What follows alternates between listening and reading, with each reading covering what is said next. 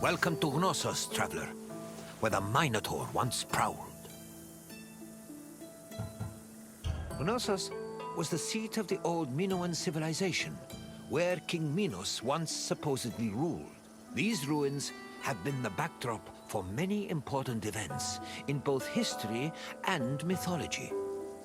Look for me when your visit is over, and we'll discuss what you've seen.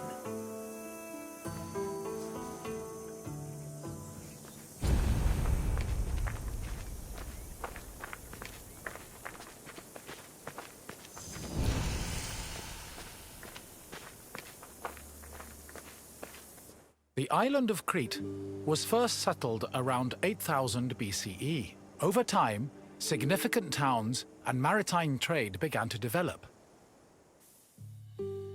Palaces were built, destroyed, and then rebuilt, culminating in what archaeologists call the Neopalatial period, which began around 1700 BCE. This period lasted for over 300 years, and is considered the golden age of Minoan civilization. The largest palace of this period was located in Knossos and featured maze-like complexes of workshops, temples, courts, throne rooms, and living areas, as well as paved roads and advanced plumbing and draining. Trade and external relations were important to the Minoans, and their networks extended across the eastern Mediterranean. As a result, the people of Crete and the lands they traded with often influenced each other and exchanged ideas, usually through peaceful interactions instead of military conflict.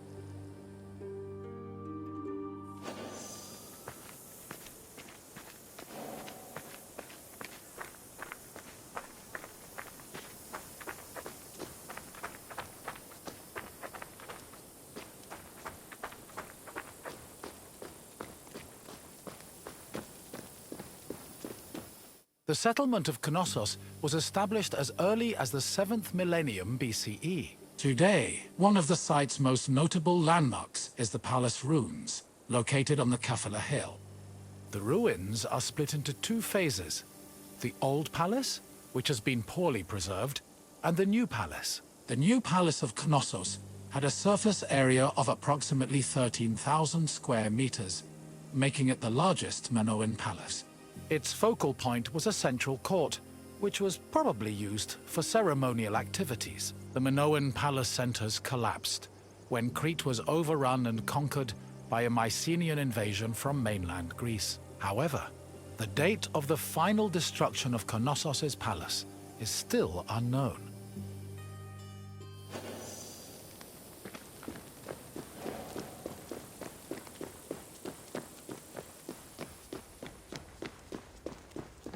During the new palace phase, the ground floor was dedicated to economic activities and contained large storage rooms. The residential quarters, which notably had toilets, were located southeast of the central court, at the foot of the grand staircase. The palace was lavishly decorated with wall paintings depicting things like bull-related sports and richly dressed women. Large stone horns of consecration, which were important Minoan religious symbols, hung prominently in the west court. Other notable parts of the palace include the theatrical area, which is believed to have served as a viewing space, the tripartite shrine, which was dedicated to the worship of an important Minoan deity historians refer to as the Mother Goddess, and the Piano Nobile, a grand space located on the palace's second floor.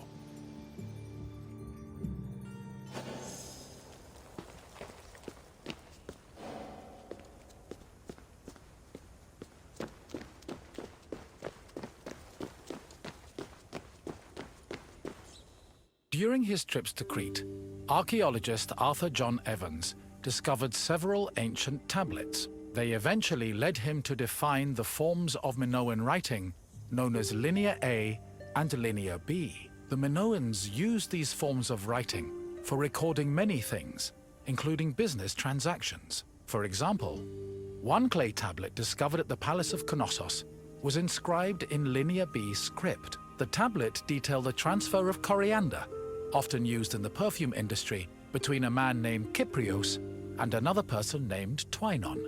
The deciphering of tablets such as these has given historians great insight into many aspects of Minoan culture and society.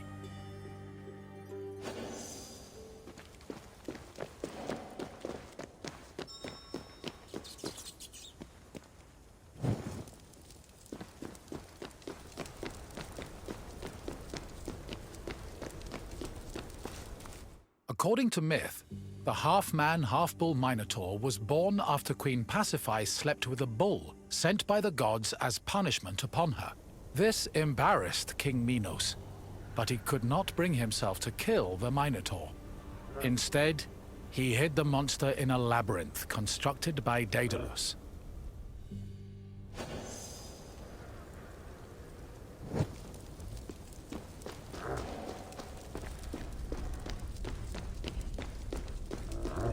Daedalus was an important figure in Greek mythology, an ingenious inventor.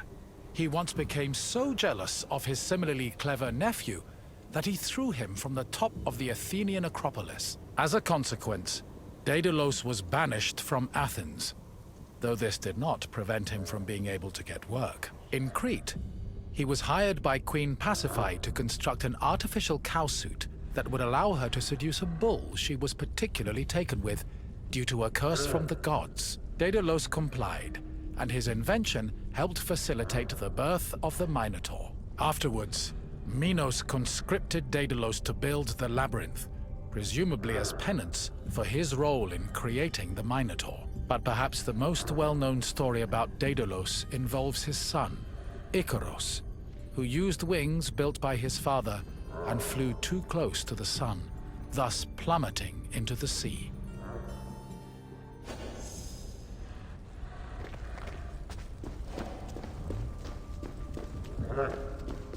Sometime after the birth of the Minotaur, King Minos' son Androgeos was killed in Athens by the same bull that impregnated his mother. An infuriated Minos demanded that Athens send 7 of their noblest men and 7 of their most virtuous women to Knossos every year. After being carried to Crete aboard a ship with black sails, the men and women would then be cast into the labyrinth to be eaten by the Minotaur.